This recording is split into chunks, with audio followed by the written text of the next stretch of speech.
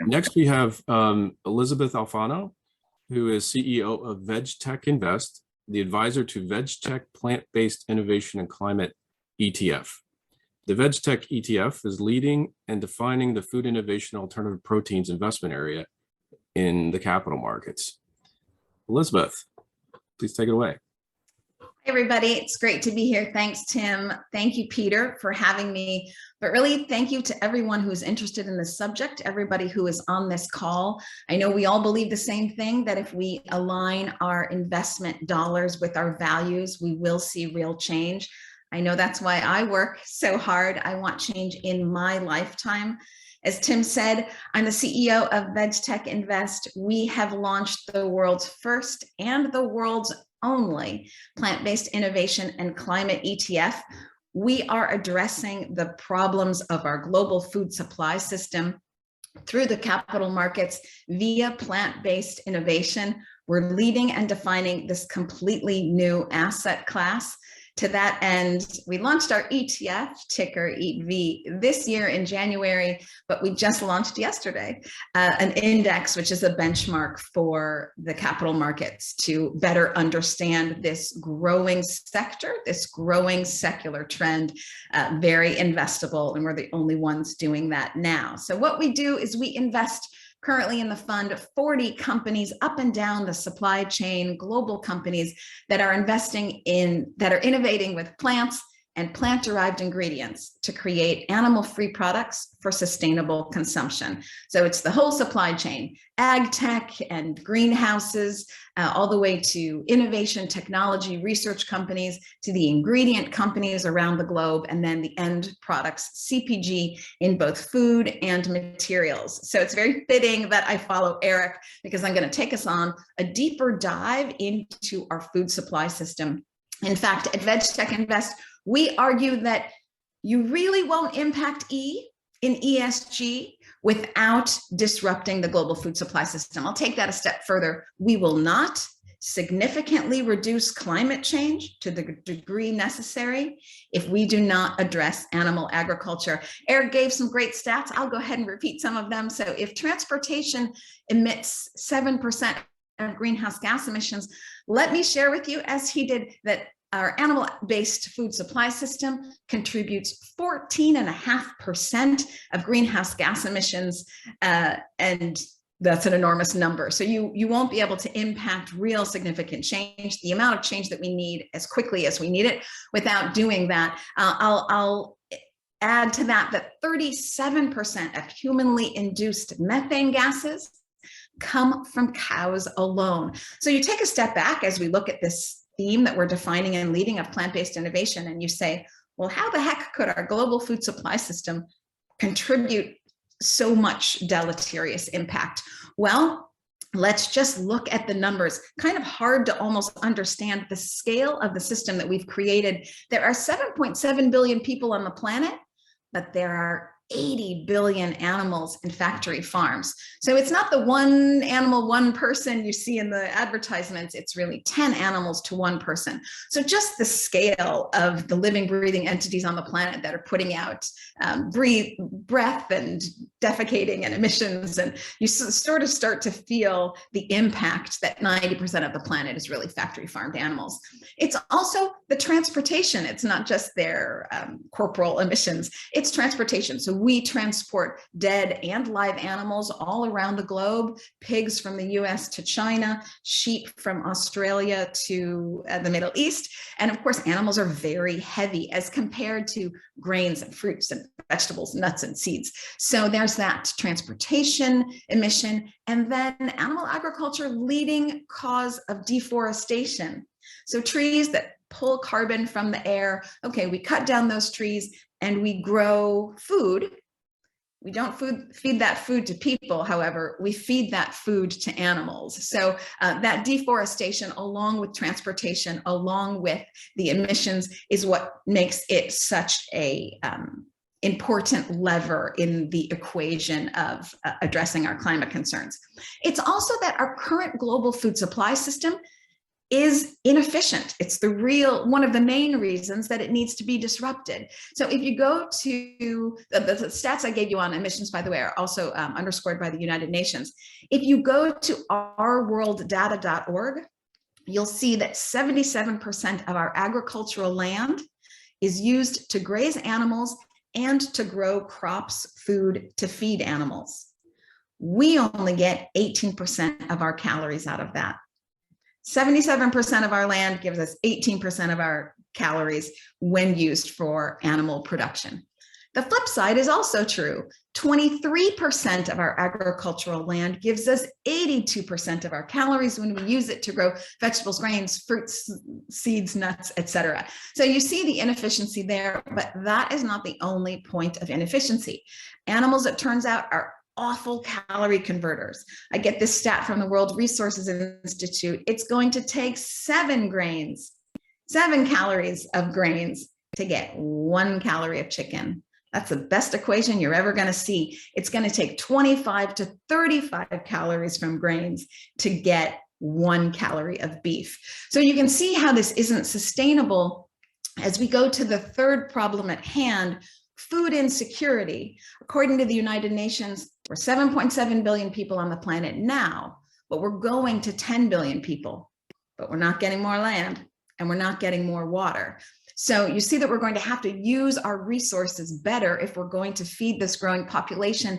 Again, we have trees that pull carbon from the air. Okay, we cut those down to grow grains. Those grains have protein and fiber. Do we give that food to people? No, we give it to animals. And then animals need time, land, water. They actually need more food, cut down more trees, grow more crops, still not giving that to people, still giving that to animals. So you see, if we cut out the middlemen, we'll actually do a much better job of our goal, because if our goal is to feed people, then why are we giving food to food? Probably the most direct route would be to give food to people. So let's talk about the exciting 3 innovations that are happening right now that are disrupting the global food supply system that VegTech invests in our ETF, the VegTech Plant-Based Innovation and Climate ETF, ticker EATV. First of all, plant-based innovation. Okay, you've probably heard about, as Eric even said, Beyond Meat, Impossible Foods. You've had a burger at some point.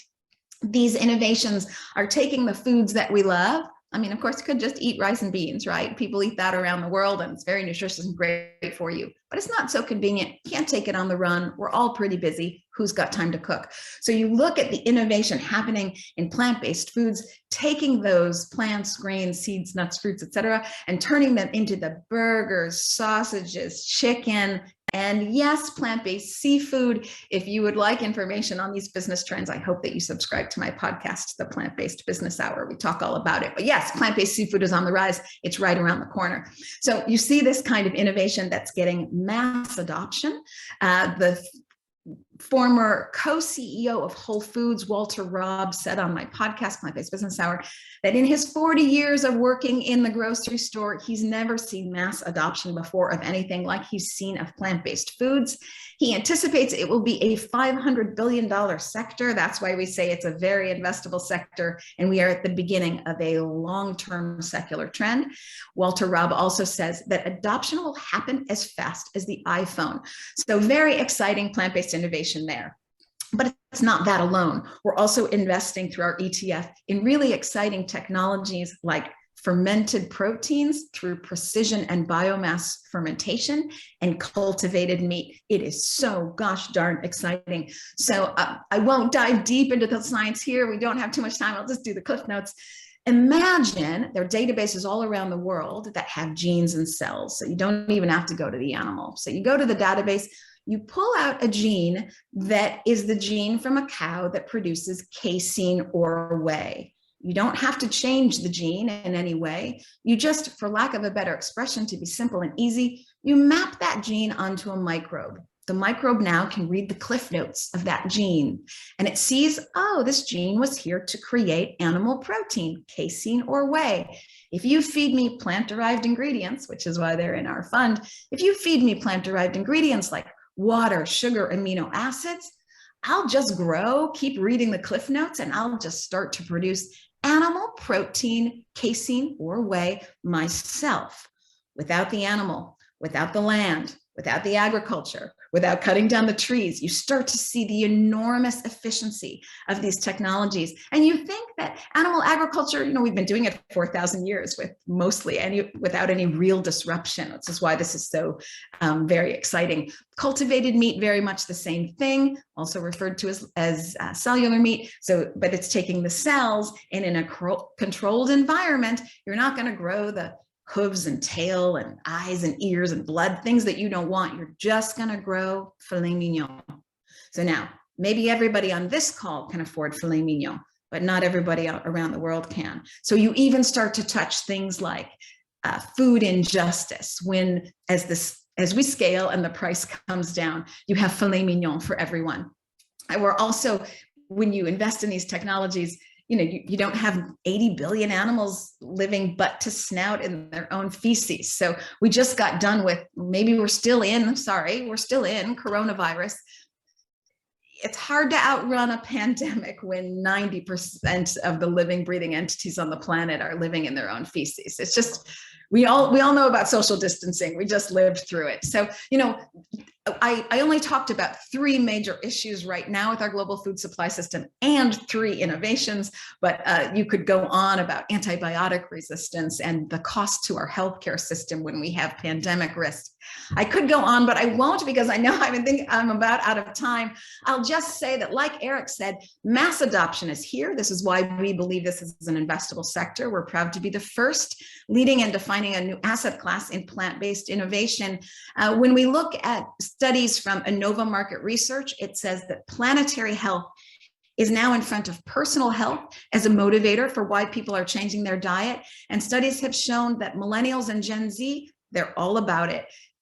Do they want to go vegan or not? Who the heck cares? That's not even important. They're seeing in the future that in their grocery cart, 40% of their meat is cultivated meat or precision fermentation, 40% is regular meat, and 20% is plant-based. So it's called a flexitarian diet. They're working in more plants. They're finding other alternatives, with the planet being a primary objective. I think I've rattled off quite a lot of information. I'll just say you can always find me on LinkedIn if you want to go into deeper dives. I hope you subscribe to the Plant-Based Business Hour. I get lots of information there. And then I'll put it in the chat, but our website is eatv.vegtechinvest.com. Thank you, Elizabeth. If you have a question for Elizabeth, please enter it in the chat or the Q&A. Very interesting, the technologies you mentioned around, kind of biotech. How do you square, the potential advantages of that with maybe some early adopters being concerned about genetically modified foods in general? So, it'd be kind of an internal conflict, I would imagine, around some early adopters of consuming this, the protein that comes out of this process. What can you tell us about your thoughts on that?